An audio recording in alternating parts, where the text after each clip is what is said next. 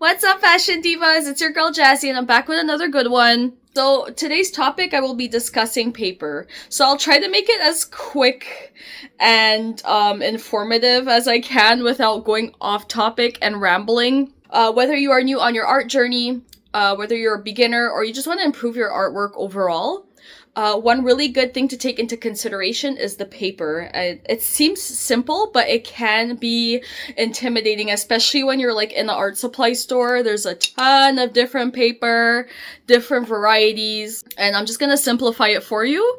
Like I always mention in my videos, I'm a self-taught artist, so I'm not a professional, but I'm gonna let you know what I use, my preference. It was a lot of trial and error for me, and I did, maybe I won't say waste a lot of money. I definitely have papers that I use more than others. I found my favorite and my least favorite. But yeah, again, it was just a lot of experimentation, and I'm just making this video to maybe like help you guys save some money and just simplify the whole process for you. So here we go. Let's just jump straight into it. So one great thing to take into consideration when you're trying to choose the right paper is what medium you are using. It's pretty self-explanatory. It's going to be written on the paper itself. I will try to do this in order from the most common type of paper. I will gradually move up to different kinds. So if you're just doing like simple sketches, I like to have a notepad. A very basic notepad. You don't have to spend a lot for it. They're cheap. They're good for just doing ideas. Like any idea that pops in your head, you could just sketch it on a notepad. This plain one, I don't know how much they go for now. Probably $2-3. But yeah, like for example, I was trying to make a skirt here. I was trying to sew a skirt. These were just some dimensions. So this is a long time ago. So they're good just for brainstorming. Like this. I like to keep kind of like, I like to call it an archive of just ideas. For example, if I'm doing shirts, these are different necklines. I like to refer to this sometimes when I'm doing my final sketches. And I'm always drawing women, always drawing ladies, so I attempted to draw a man. So it's just fun. It's a little bit embarrassing, but it's just fun to have a sketchbook. These are just some ideas I'm sharing with you guys. Years ago, this is how I used to draw my fashion illustrations. So very simple. I never used to color them in, but this is when I started coloring them in. And I should really put dates on them because these are at least 12, 13 years old, you know? So it's good to just have like a notebook. And this is really embarrassing, you guys. I absolutely love Marilyn Monroe. And I must have drawn this at least maybe around 8 years ago. And this was my attempt to draw Marilyn. She kind of looks like the Wicked Witch in The Little Mermaid. So the texture of the paper is like, it's flimsy, not really good for markers. And notepads usually work better with colored pencils or just regular pencils, regular graphite pencils. If you use markers, it does bleed through. Like I use a little bit of markers for this one, if you could see the detailing. And as you can see, it did bleed through. So sketch pads, good for drawing mediums. Just remember that. This is another sketch pad I have. Here I have the Canson watercolor paper, and this is how it looks. Well, this is the cover. Of course, you're going to use watercolor paints. I actually only used this one once. It doesn't really stick to the inside. The whole thing kind of just fell out. But yeah, it works beautifully with watercolor. So this is a hummingbird that I attempted to draw. Really good to match the paper with the kind of medium that you're using because it came out flawless. The watercolor really blended into the paper, and there's no bleed through. That's the thing. It didn't bleed through at all. The back pretty much looks like a plain piece of paper. I love that. So that's why it's important to use the right paper for the medium that you're using. So this is how it came out. So just remember, watercolor paper, watercolors, watercolor paint. Next, I'm going to go over layout paper. So layout paper is great for technical drawings, for tracing, and it's great for marker sketches.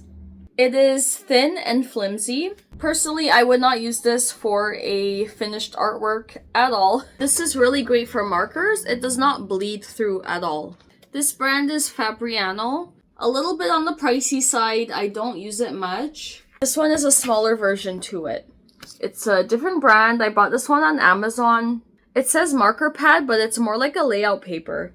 It reminds me a lot of this one. This is just an example. These were just with markers, some gel pens.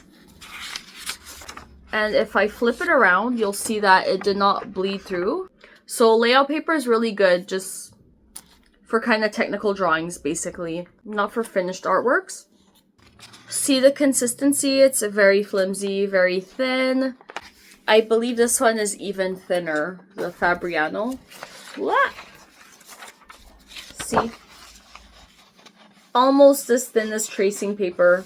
And yeah, it kind of almost does work like a tracing paper because you can see through it really easy. Since I'm mentioning tracing paper, we have, of course, tracing paper. This is great if you have an idea in mind, you want to draw it out, if you want to transfer it onto something else. I use this a lot, especially with my larger artworks. If you want to copy something, you just put it on top of and trace over. It's flimsy, it's thin, and very see-through. Okay, so I'm kind of jumping around here. I'm just gonna go back real quick to marker paper. Guys, I can't do anything in order, okay? Just bear with me. This video might be all over the place, but it's gonna make sense. Here I have the Strathmore marker paper. This one is not my favorite. It reminds me of layout paper, but it's marker paper. It's closer to this one, okay? But kind of the same concept. It's not as thin as layout paper, but it's the same concept. For example, I did this artwork. As you can see, a lot of dark tones. And if I flip it around, you're gonna see that it did not bleed through at all. This is the page under it, and it's completely clean. So marker paper goes really good with markers. If I were to use colored pencils on this or any kind of graphite on it, it just wouldn't look good. The only kind of graphite I used was like a pencil just to do like my sketch. And then I did the outline. I don't use it much. Do I regret buying it? Kind of. It was a little bit expensive, but I took one for the team so I could tell you guys, I could give you guys an idea of what to get, what not to get. Okay, another one I have here is the mixed media paper. I will not buy this one again. I don't think I will ever, I don't know if I'll ever complete the whole thing, right? But when I was just starting out again, these papers are really old, so don't mind the cover. They're a bit messy. But when I was just starting again, getting more serious about my artwork, I was really experimenting a lot with different papers and mediums. So I went with this one, the mixed media Canson. Canson makes really great paper, but I'm just not really a fan of this one, but it was great to start. It was a great start. Pretty much mixed media. Mixed media is pretty self-explanatory. This was one of the first ones that, one of my first artworks that I did in this one. I added some rhinestones to it. So this one was a little bit a mix of watercolors, some loose pigment, a bit of loose pigments for the skirt, and a little bit of, I think this was acrylic, maybe a little bit of acrylic paint. That's why it's mixed media, because it works with different mediums, pretty much. It's not as smooth as the Canson or the Fabriano layout paper or marker paper, for example. This is another one that I made. I added some sparkles to it with some glue. This one I used a bit of watercolor paints with some glitter. Same thing here. Okay, this one I experimented with some foil paper and yeah, a little bit of watercolor. Why I would not recommend markers for these, especially if you're using pricier markers or any kind of marker, right? It bleeds a lot, so it sucks. I find it drains a lot of the ink out of your marker. Okay, this was colored pencil. all colored pencil. I love this one. But yeah, this one, to get this kind of effect on this mixed media paper, I really had to go in with it a lot. These are colored pencil. Colored pencil. I didn't even bother to finish these ones because I'm like, I give up. I had to press down so much with my colored pencils. I'm gonna show you what it does with markers. Okay, this was the one I was looking for. So this is the perfect example.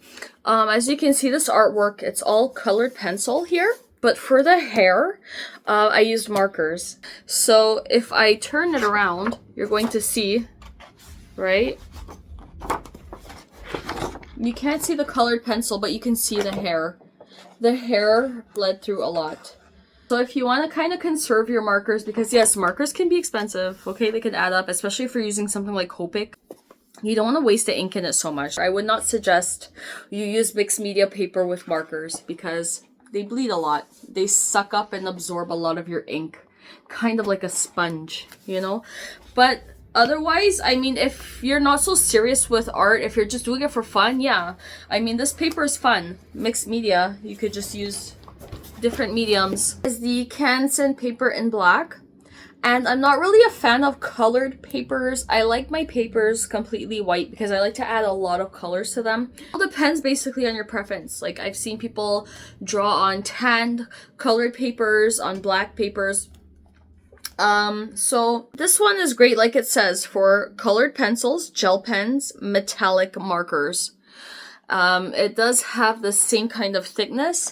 And again, I'm just gonna go back real quick. This one, the mixed media Canson, it has a flimsiness to it, but it's thick. This Canson has kind of the same texture, consistency. It is a little bit gritty on the side. It's not 100% smooth. It does have that thickness. And again, it does make the colors pop. For example, I used this one for a lot of tutorials. This was just the first thing I made when I got it. Used this with colored pencils just to kind of see the effect, how it would look. Here's a better kind of, I tried to make like a galaxy kind of drawing. I just wanted to mix all the colors. I did like a gel pen, whoops, upside down, a gel pen review. It's actually, it's upside down. I did a gel pen review. And as you can see, the gel pens really pop on it. I did like some, these were my Posca review, Castle Arts review, colored pencil reviews. My absolute favorite is the Strathmore Bristol paper. Now this one is good, it says for pen and ink. So I use this one a lot for, well actually this is the only one I use. This one and this one. This one is the Bristol and this one is the Fabriano. This one is my absolute favorite. But the Fabriano? Not sure if I'm pronouncing it right. It's very close, very similar to the Strathmore. They're almost like indistinguishable. It has the same smoothness, the same texture. The paper is extremely smooth. And this is the one that I do my finished artworks on. So I start by using a regular graphite pencil. I'll sketch out my work. Then I will use a ink pen to do the outline. Here's one, for example. And this is with the Fabriano paper. The Bristol paper is pretty much the same. This is what I do all my finished artworks on. I love this one so much. It's completely white, first of all. I find it just makes my colors pop so much because I use a lot of colors in my artwork. And it's very thick. This is my favorite for inks.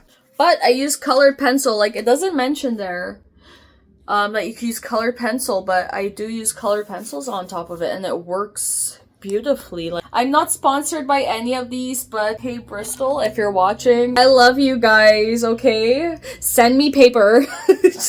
I'm just kidding. Fabriano, this one is very similar to it. And as you can see, it's finished. I just kept the cover for the sake of this video because I knew I wanted to do a review on paper, so I kept this.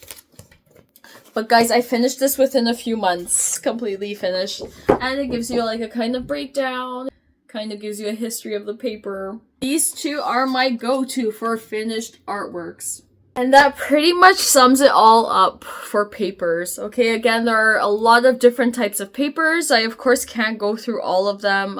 Hopefully this video makes it a little bit less intimidating when it comes to picking the right paper for what you want to do. I hope this helps you on your coloring journey.